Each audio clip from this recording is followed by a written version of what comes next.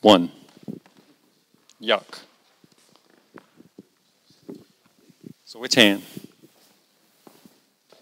All right. Well, good evening and welcome to Enrollment Auditorium. It's full of empty seats tonight, but do appreciate you coming out because I know everybody's got crazy busy schedules these days. Everybody's got something going on, so do appreciate you coming out and taking a little time to hear about what's going on in the district tonight. And I'm going to try to keep it fairly brief, okay?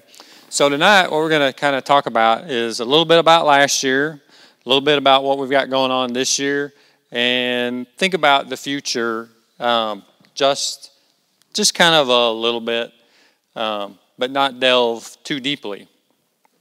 If you think about, this is the third one of these we've done that since I've been here, and the first one was kind of like dire circumstances. We needed funds, and last year was kind of a big philosophical ask of what we thought school was about, and this year is going to be more of this is just what we got going on and what we're doing.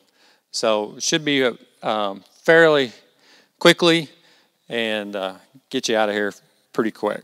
So last year was kind of a year of engagement because there were a number of decisions that we were asking for help with.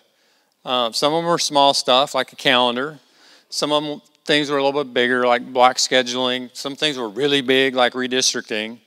And then just beginning to have a facilities conversation. So we kind of did that throughout last year, made a number of decisions. So we'll look at these a little bit. So on the calendar, we used a new platform to the community called Thought Exchange, where people got to put in comments around a couple of questions, and then you got to star stuff. So we asked kind of 3 topics around the calendar.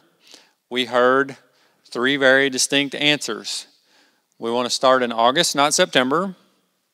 We do like the idea of built-in snow days, and we don't like the idea of weekly early outs for staff development.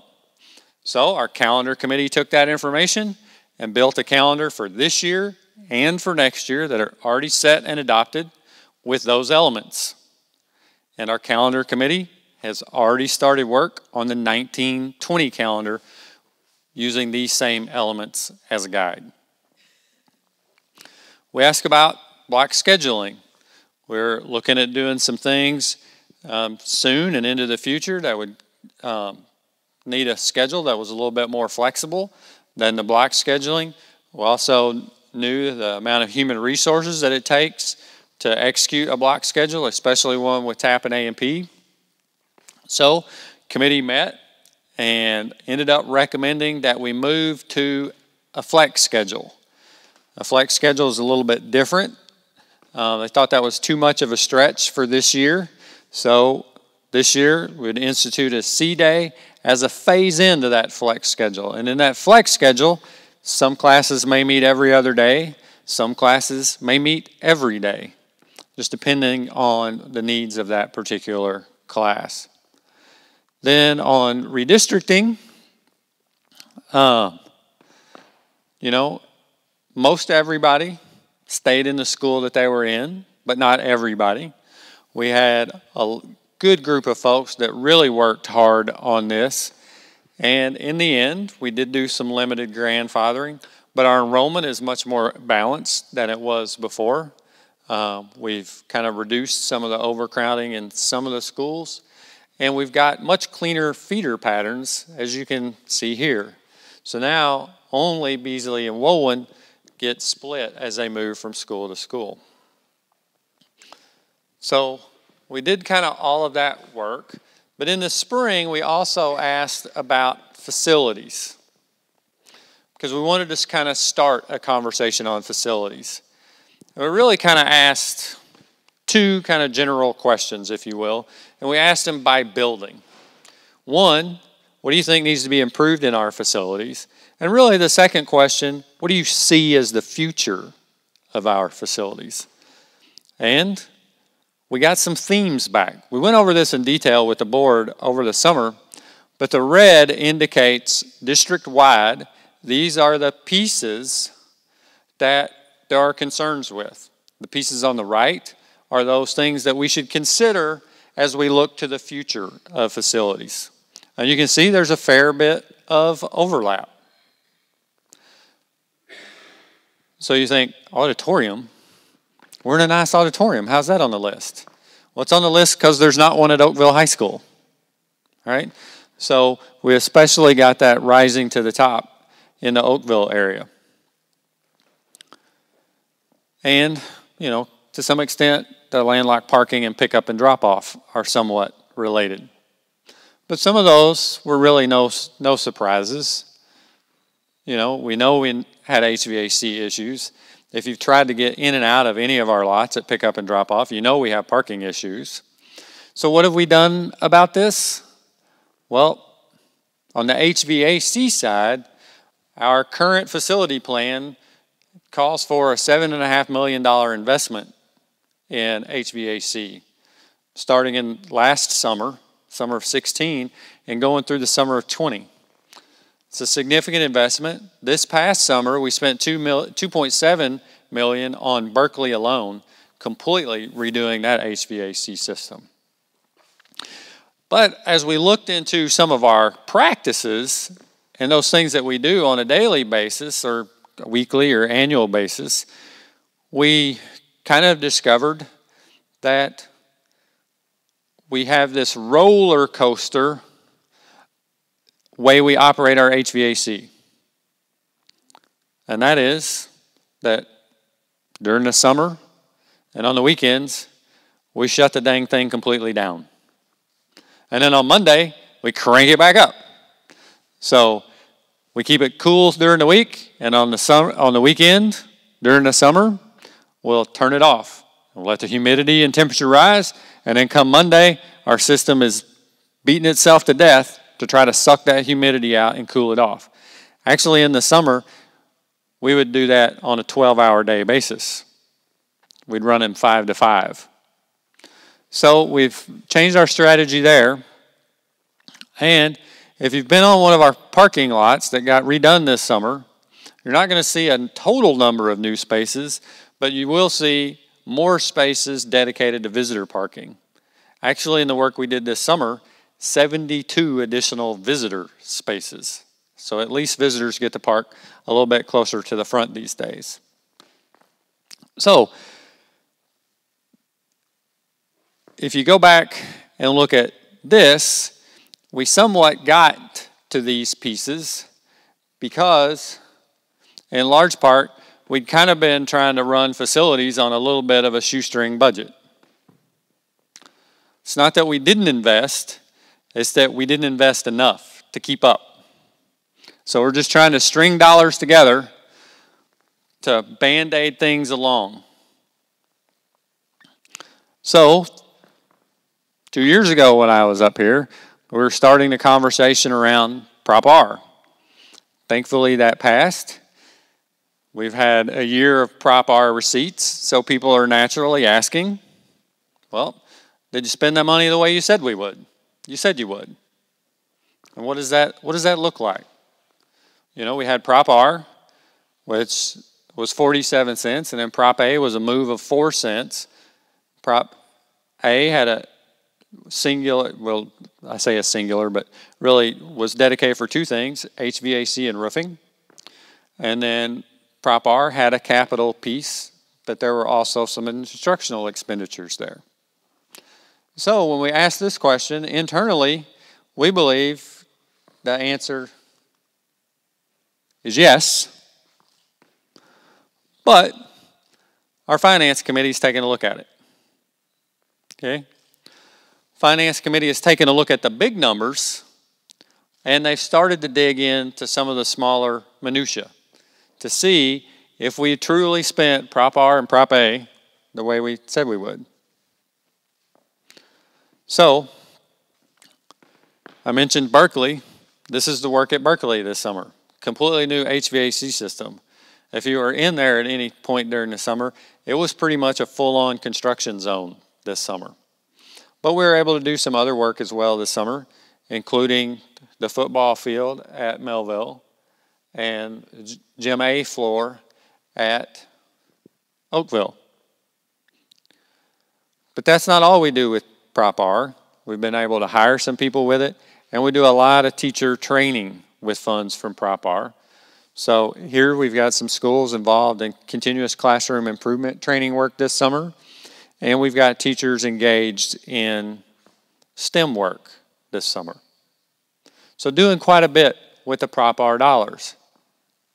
But we also did things outside the Prop R dollars.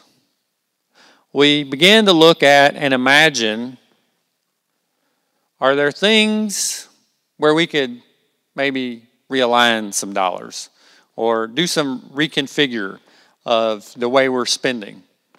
So can we reallocate other resources to other purposes? Or perhaps we put some added resources there. And we've done that in a number of ways in order to expand opportunities for kids. So we really just rethought kind of how we were spending some of our funds and just shifted that purpose over to a few things. So this year that we have new or expanded opportunities, we've got Mosaic, our new elementary school. It's going well at the start of the school year. A lot of people want to come visit it. A lot of people from the region wanting to come visit. A lot of people from around the country want to come visit and check it out. And we've said, we'd love to have you after Christmas. We want to give people a little bit of time to make their nest, get used to what they're doing before we start having people coming through.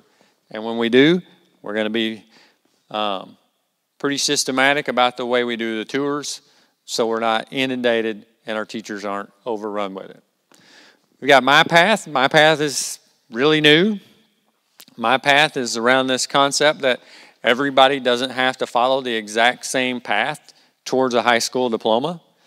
So kids have the opportunity to create their own pathway. So what Mike's pathway may be very different than Marshall's, which may be very different than Kevin's. And it allows kids to show mastery beyond just time in a seat. Now, admittedly, you can look up here at the number and you go, there's not a lot of kids engaged in that. True. It's very new. We don't have a lot. Early indications are, though, that will probably more than double for next year based on what we're hearing out of the junior class and some of their desires. And getting the hang of, oh, you mean we can do this? Yes. We've long had dual credit in the high schools and that ability to earn college credit while you're also taking a high school credit. But now our students have the opportunity to go to the South County campus of St. Louis Community College and take classes there. We've got an agreement with them. They put together a program and a schedule for us. So we've got a limited number of students going down there and taking classes. We don't have anybody going full-time all the time there yet. Maybe we will have in the future, but we are seeing that full-time college piece happening around the country and in the region a little bit more and more. We took Alt Academy, which is our virtual and online blended school, and we put that into the two high schools, and now our students in both high schools have more opportunities to take online courses. So we're seeing a growth in that because now it's not some place you go, it's just another room in our building. They can see what's happening in there and like, hey, I might want to try that. And kind of lastly, we have CAPS, which is Center for Advanced Professional Studies. It's a partnership and relationship that we have with the Afton School District. Last year, we had 8 students involved in CAPS. This year, 34. If we would have had enough business partners, that number would have grown higher. We had to turn kids away because we just didn't have the business partners to make it happen. So, we look at 8 last year to 34 this year. So it's not out of the question that 12 and the 9 could grow significantly in the coming year. So we got quite a bit going on. And that all started this year. And we're 23 days. Today is day 23, which is 13% of the school year. So I don't know if we purposely chose like 13% of the year. Is that bad luck that nobody hardly comes tonight? Or, don't know. I do appreciate you coming though. But that still means we got 87% of the school year in front of us. So we've got a lot more in the windshield than in the rearview mirror so far this school year. And we've done a lot in that 23 days. And most of them involve pictures with Dr. Bressler. Because we not only do staff development with our teachers, we do training with support staff as well. I mentioned we opened Mosaic. See, there he is again. So we had a whole bunch of kids cut a great big ribbon into a bunch of little pieces and take them with them. And their parents wrote on the wall. And then one day, the sun just disappeared. Our John Kerry was a finalist for the statewide Early Childhood Program of the Year award. And with that, Clifford came, and Scholastic donated 500 books to early childhood. So we got those a couple of weeks ago. So that's been good.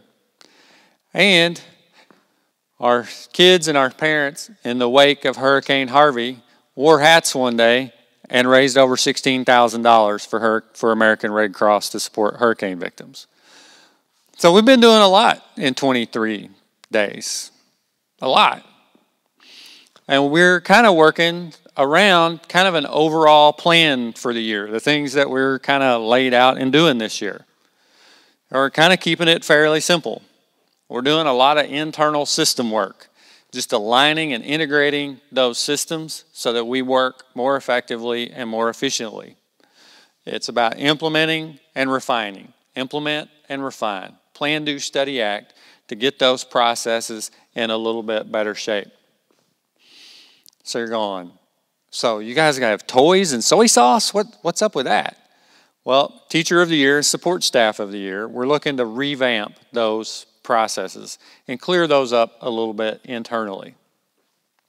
And we're wanting to build a leadership development program. That's underway already, the development of that. And not a leadership development program from the standpoint of we want to do something for aspiring administrators or aspiring principals, but recognizing that leadership occurs at all levels of the organization and across all areas. It happens in food service, it happens in custodial, it happens in maintenance, happens everywhere. So everybody has to lead themselves. So how about we develop the leadership capacity in our employees? We have a group working on a profile of a graduate.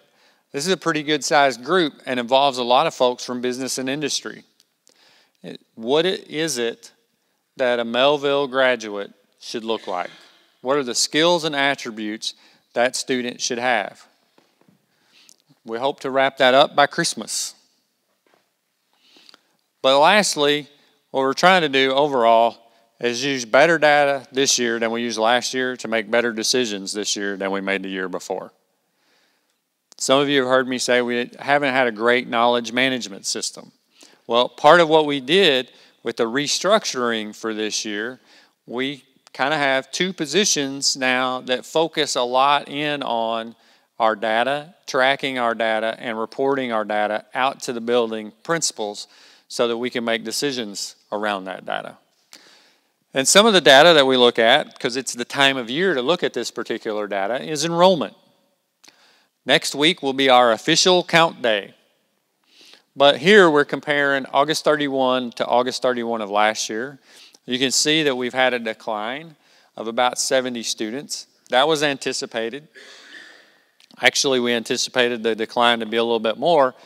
But you can see that when you've got this many kids walking out the door as seniors and this many kids walking in the door as kindergartners, the trend is down. It's a downward enrollment trend. And if you look in elementary just in particular, and you look at this 8th this fifth grade class, that is our biggest, is just a steady decline until you get to first grade.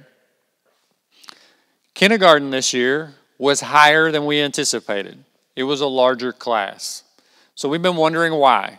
Why was the class bigger? So maybe it was Mosaic. Maybe opening Mosaic helped. Maybe that helped attract some families into Mehlville that may have gone into a private or parochial school. Or maybe they would have homeschooled their student. That's one possibility. But I'm a math guy, so we did the math.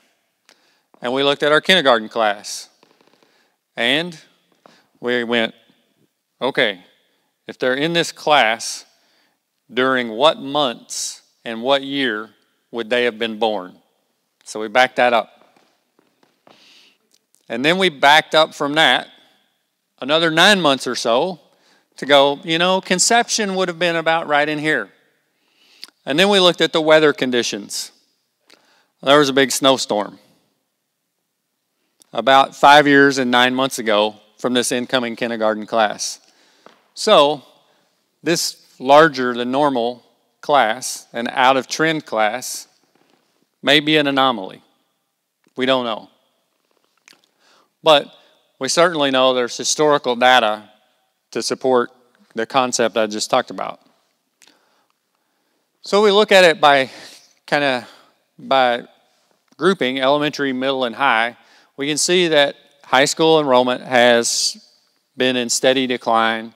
Middle school's been more steady but declining, and elementary's been in a little bit of a wave but a decline in recent years.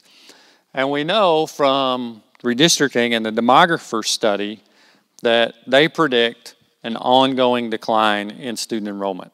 He predicts a high, middle, and low. So next week is the official count, and based on where our numbers are today and what we would anticipate, we will probably end up somewhere between the low and the mid as our September count. So we're in that lower range. We'll see how that goes continually because we're going to update that enrollment projection later on. So as we think about updating that enrollment projection and later on, that leads us to, well, what might the future look like? Well, I want to talk about the future in kind of three broad areas. So first is facilities. Well, in the immediate future, we got a plan for how we want to spend money and on what projects over the next few years. And you can see that's a lot of projects next summer and the summer after. All of these projects are not set in absolute stone. We need to maintain some agility in case something breaks. And you can see some of that fluidity as you look out to summer 2020. And we've kind of got some big projects that we definitely want to do. But then we've got some other projects that we're kind of waiting on nailing those down precisely. Because as bids come in on projects or we have something break, we want to have a little bit of fluidity and agility to move some things around. So what we were probably going to do is dig a little bit deeper on, going back to that thought exchange in the red box, dig a little bit deeper on that this fall, I think. Maintain that plan agility, but also have a conversation, especially around Witzel.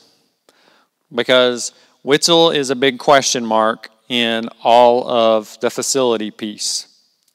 So we had a facility committee meeting a couple of weeks ago, and we just walked through what Witzel needed with them. You can see it up here. It's a pretty big list, and it has significant cost. And we asked our facilities committee, especially those folks on the committee who work in the industry, do we invest in Witzel or do we abandon Witzel? And their answer was, don't invest. There are too many major systems that need to be replaced, so they would not advise investing in Witzel. That does not mean to abandon Witzel. We will continue to probably stay in Witzel for as long as we can, keep it viable.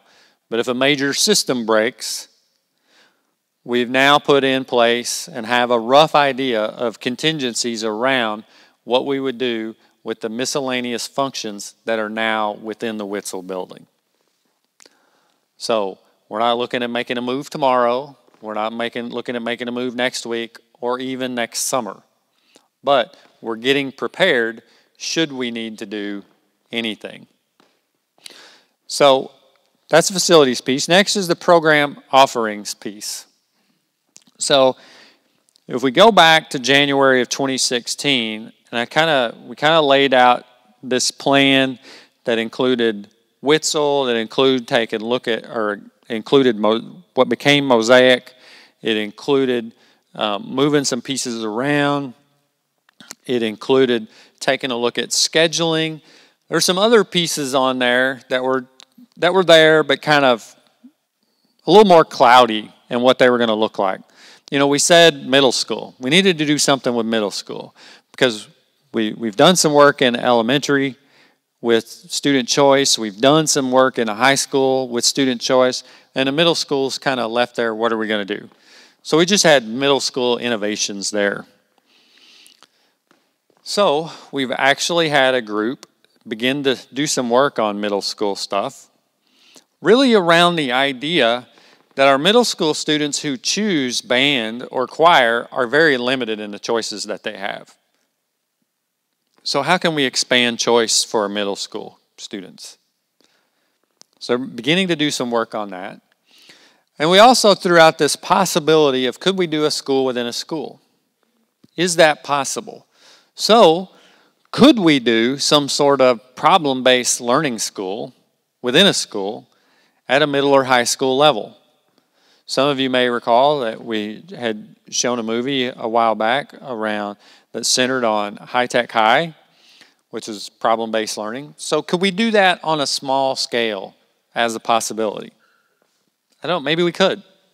We've been talking about it to see what that could look like, and we're going to kind of frame that out and what it could look like for the board later this week.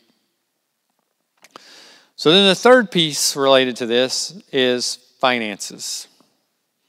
So as we look to the future relative to finances, we're really looking around the notion of this tax levy that we have that funds our lease debt. Right now it takes 51 cents to pay the payment and to build for future payments. But that payment schedule begins to change in the 21-22 school year. And at that point, we only need, we believe, 4 cents. That's our estimate of today. That could change a little bit, but that's our best guess as of today. So, our early thinking is that we will likely go to the voters in the 2021 school year asking to move that 47 cents over to fund facilities and operations. So very similar to Prop A. We moved 4 cents from general obligation debt over to capital. So same levy, just moving where that levy is to allow us a little bit of agility and flexibility with what we can do. So that ballot issue and working towards that, we got a long way, so we're just going to take it slow and steady. And we're going to start by just talking with the board, actually next month, about the difference between bond debt and lease debt. And, 10 cents may be able to do an issue of this size. But we're not going to get specific into projects, just generalities, really talking generalities. But as we do the thought exchange and as the facility committee does its work, begin to narrow projects down. We don't know what those projects are going to be, and we don't know how we would split that 47 cents. But we got 3 years to figure that out. Right? We've got 3 years to put together a package that makes sense. And what makes sense today may not make sense in 3 years, given the status of where we are in 3 years. So, if you look at kind of what we're doing overall, it's kind of what we were doing last year on a smaller scale. Trying to do what we already do better, but also tweaking at what can the future look like for the school district, and how do we make that better for our students? Because our students, over 10,000 of them, are looking to the sky and imagining what their possibilities might be and what their future could be. You know, you hear these things on, you know, kids today, the jobs that they'll have may not exist today. Well, that may be true. That may be not true. There's still some jobs that are going to be around. There's still some jobs that probably going to be something we've never heard of.